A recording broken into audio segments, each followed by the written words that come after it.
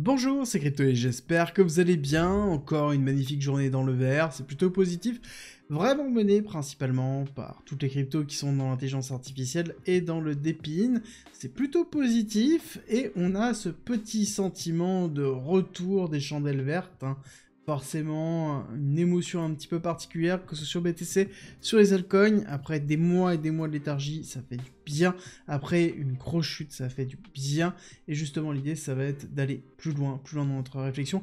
Aller voir un petit peu ce qui est en train de se passer, que ce soit au niveau de la CFTC, que ce soit au niveau de la réglementation, voir ce qui est en train de se mettre en place sur le S&P 500, sur le Nasdaq, sur le BTC, et voir court terme, justement, ce que l'on est en train d'avoir sur l'ensemble des cryptos. Alors pour ceux qui ne me connaissent pas, je suis Cryptolyse, entrepreneur et investisseur crypto, et on va commencer par la revue des news, avec CZ qui sera libéré le 29 septembre, dimanche 29 septembre, et il sera libéré à 18 h pour notamment notre masterclass d'1h30 que vous retrouverez sur la chaîne. Non, je rigole, mais il sera bien libéré le 29 septembre, et il y aura bien une masterclass le 29 septembre à 18 h. Pour vous inscrire, c'est en commentaire en description, je vais vous expliquer un petit peu la vision que j'ai du marché, long terme, quel est mon plan sur les 3 prochains mois, et vous allez avoir plein de petites surprises dedans. Vraiment, inscrivez-vous, je peux vous assurer que ça va en valoir la peine. On attaque avec les vraies nouvelles, un petit rappel de là où on en est, parce que ça fait toujours du bien. Où on se trouve exactement au niveau de BTC, au niveau de Bitcoin, au niveau de la crypto, de la blockchain en général par rapport à Internet. On parle bien de la transformation de la notion de blockchain, le fait que la technologie est en train d'évoluer, et on compare Bitcoin et la blockchain en général à Internet et ses phases d'adoption. Et on est en 99, 2000, 2001, et on est dans cette phase d'hyperaccélération. Ce qui est intéressant de voir, c'est que on a eu ici déjà une accélération bien plus importante au niveau des utilisateurs de Bitcoin, et je pense que là, c'est que Bitcoin, on ne parle pas de la crypto-monnaie en général, pas de la blockchain en général, et on serait bien au-dessus, et encore une fois, on rappelle qu'on est early, encore une fois, on est vraiment qu'au début, et même si on baigne dans la crypto, on voit de la crypto partout, on entend de la crypto partout, encore une fois, ça reste très segmenté, je pense que vous l'avez remarqué. Vous ne pouvez pas parler de la crypto Bitcoin à tout le monde ou aux personnes qui vous entourent. Peu de personnes comprennent réellement ce que c'est, peu de personnes pensent que c'est autre chose qu'un scam, voire même voient quelque chose comme quelque chose de très lointain, lunaire, sur quelque chose qui n'existe pas vraiment, et on est encore vraiment au début. C'est juste un petit rappel, parce que c'est vraiment très important. Surtout quand on commence à avoir des nouvelles qui tombent, comme par exemple Kamala Harris qui s'est engagée à soutenir la croissance de l'intelligence artificielle et des actifs numériques. J'aime bien la notion des désactifs numériques, d'accord? On ne parle pas de Bitcoin, on parle des actifs numériques. Donc, à minima, Bitcoin, Ethereum, bon, certainement plus que ça, et peut-être la fin de cette opération Choke Point dont on a parlé plusieurs fois sur cette chaîne, qui est le fait de bloquer l'industrie crypto, bloquer l'accès aux prêts de l'industrie crypto. Peut-être que c'est quelque chose qui va changer sous cette administration. Personnellement, j'ai des doutes. Encore une fois, ça va prendre beaucoup de temps, que ce soit l'un ou l'autre, que ce soit Trump ou Kamala Harris. C'est pas le changement de président qui va changer ça, ça va être le long terme, le changement de l'industrie pure et dure, et rappelons, et ça c'est très important, qu'on a un des plus gros lobbies avec nous, c'est le lobby bancaire. Ça peut paraître étrange, mais si le lobby bancaire est avec nous pour la réglementation des cryptos, parce qu'ils ne peuvent pas, aux USA, proposer des produits et des actifs crypto, et c'est quelque chose qui fait mal, très mal, et c'est pour ça que cette année, ils ont fait énormément de pression pour essayer de faire passer des lois sur la réglementation, leur permettant de le faire. Bon, c'est pas passé exactement comme ils le voulaient, mais néanmoins, on voit qu'il y a une véritable volonté, et je pense que c'est qu'une affaire de mois de ce côté-là, voire même, allez, on va dire un petit peu d'années, je pense, 6, 12, 18 mois maximum, et ça, peu importe les élections. On continue dans les nouvelles avec Celestia qui avait fait beaucoup de bruit au niveau de son lancement, hein, je le rappelle, a fait une levée de 100 millions de dollars. Encore une fois, ce qui est intéressant, c'est que cette levée, cette annonce, arrive quand? Arrive après 54% de chute, et surtout la mise en place de la libération d'une nouvelle vague de tokens, hein, forcément.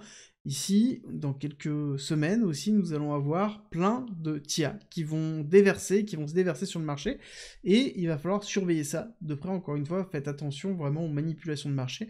Ça, c'en est vraiment un exemple. Ensuite, nous avons la CFTC qui, justement, est en train de regarder fortement Polymarket. Polymarket, qui est un protocole qui permet de faire des paris. Et oui, c'est compliqué de passer inaperçu quand on a systématiquement les unes de journaux qui citent Polymarket sur les élections américaines. Donc forcément, c'est compliqué. Très très compliqué à voir, à surveiller, mais encore une fois, on voit bien que la réglementation ne se trouve pas que sur la blockchain, que sur la crypto en général, mais va bien bien plus loin. Je vous rappelle que cette semaine, c'est une semaine qui est lourde, très très lourde, au niveau des nouvelles, dans lequel nous avons eu hier les PMI qui sont sortis, PMI service plutôt positif, et PMI manufacturier plutôt négatif, donc pour moi c'est une forme de compensation, même si le service est très important aux USA, c'est le secteur le plus important aux USA, pour moi, le véritable momentum, ça va être jeudi, ici PIB trimestriel validé, discours de Jérôme Powell et inflation vendredi, donc fin de semaine, vraiment rocambolesque sur les indices, avec notamment le Nasdaq. Nasdaq dans lequel on est en train de valider une cassure. Pour moi, à ce moment-là, on aurait très bien une première impulsion, un retracement, une deuxième impulsion, pour aller chercher une target, donc un nouvel ATH, au-dessus de 21 000, 21 300 à surveiller. Je pense qu'on risque d'avoir pas mal de choses au niveau du Nasdaq. Donc si on a un Nasdaq qui pousse fort comme ça sous-entend qu'on va avoir un S&P 500 qui va pousser fort. Pareil, même ratio, impulsion, retracement, impulsion. Donc extension de Fibonacci, on va chercher le 1 et le 1,1 de l'extension de Fibonacci. On arrive quasiment à 6 000 $ au niveau du S&P 500. Donc encore une fois, une très grosse accélération haussière.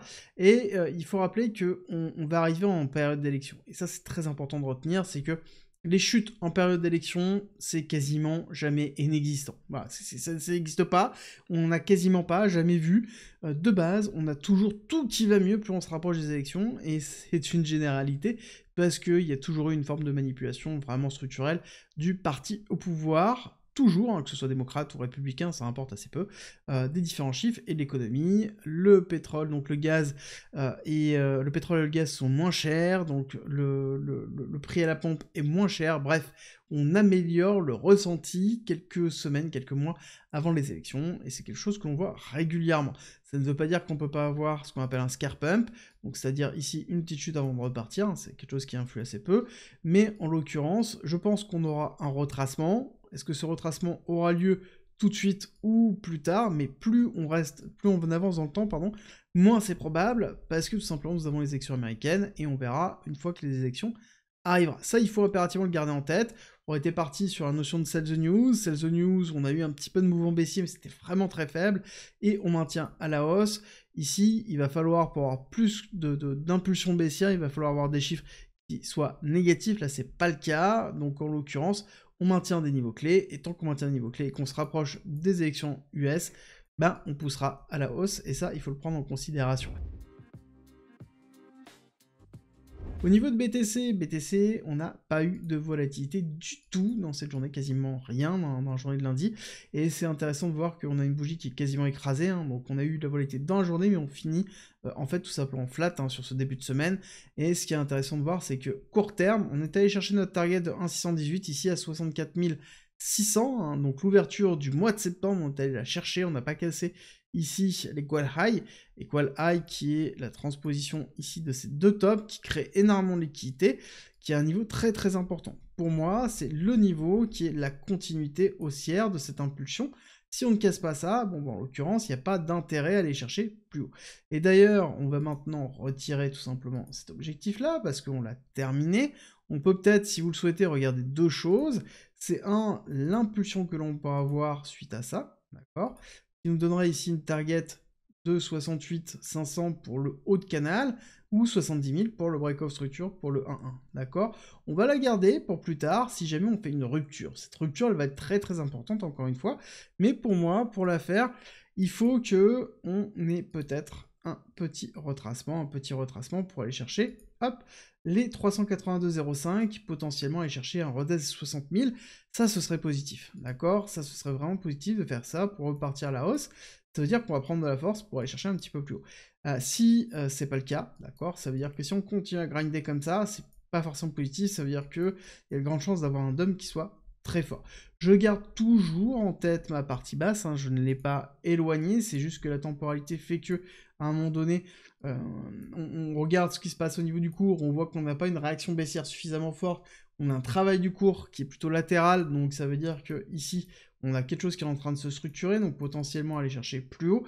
Donc on le garde en tête, on positionne des nouvelles targets et on voit ce qui se passe. Ça ne veut pas dire qu'on ne va pas chuter. Encore une fois, je garde ma target qui se trouve ici dans les 54 000, 55 000, qui est pour moi le gap CME. Et le gap CME, pour moi, je répète, hein, tant qu'on n'a pas cassé ce break of structure à 70 000, je le garde en tête, tout simplement, parce que la tendance, hop, généralisée, elle est comme ça. Le bull flag est toujours présent, donc ça, c'est excessivement bullish. D'accord, je répète, hein, c'est excessivement bullish, mais ça empêche que, pour l'instant, on a tendance à aligner des plus bas, parce que tout simplement, c'est la structure qui est comme ça, et on ne va pas aller à l'encontre de la structure, et pour casser la structure, bon, bah, il faut casser le top, précédent top, le vrai précédent top, c'est celui-là. Le premier qui est plutôt positif, c'est celui-ci, d'accord, qui nous donne des targets au fur et à mesure, donc là, on voit très bien les targets qui sont en train de se positionner, mais en l'occurrence, pour moi, on n'a pas de signe de redépart et d'explosion à la hausse.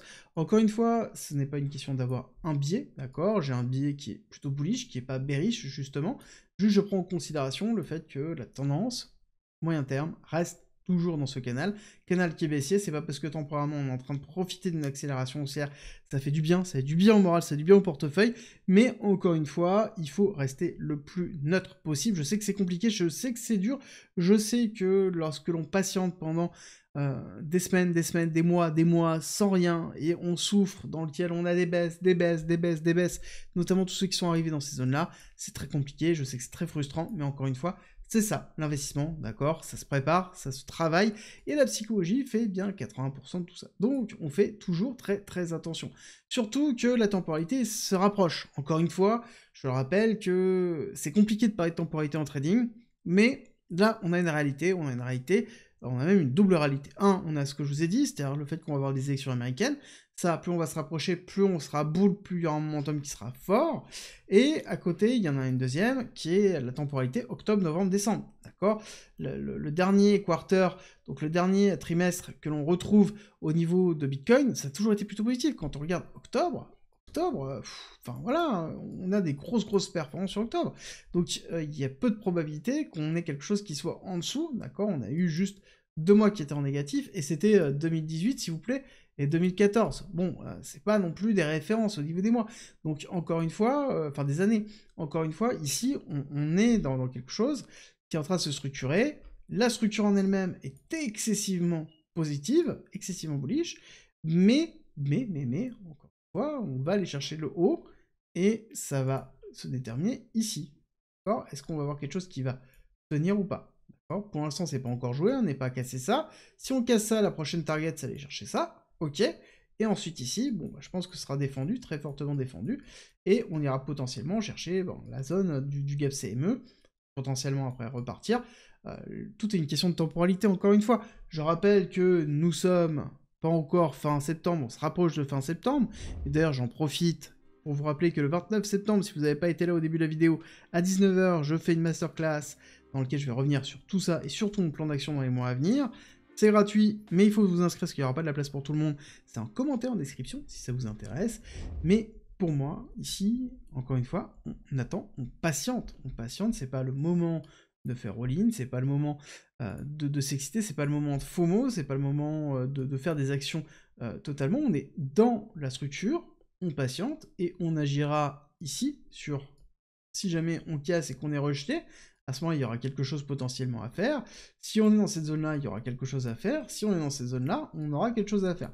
D'accord ? Ici, tout simplement, on patiente, on voit comment le prix réagit, et surtout comment les personnes réagissent, encore une fois. Est-ce qu'on a du FOMO ? Est-ce qu'on a un retour des acteurs principaux ? Bon, en l'occurrence, ce n'est pas le cas, on n'a pas un retour du retail, on n'a pas un gros engouement, donc on prend du recul par rapport à ce qui est en train de se passer. Ça fait du bien au moral, c'est positif, on en profite, c'est le plus important, mais on garde en tête les zones, et surtout les opportunités qu'on pourrait avoir par la suite. Je vous donne justement ma vision continuellement pour vous montrer comment j'analyse, à vous d'en faire bon usage, comme d'habitude, et d'apprendre le plus par rapport à ce que je vous montre. En tout cas, j'espère que cette vidéo vous a plu, si c'est le cas, n'oubliez pas, liker, partager, et surtout, abonnez-vous, et on se retrouve très vite.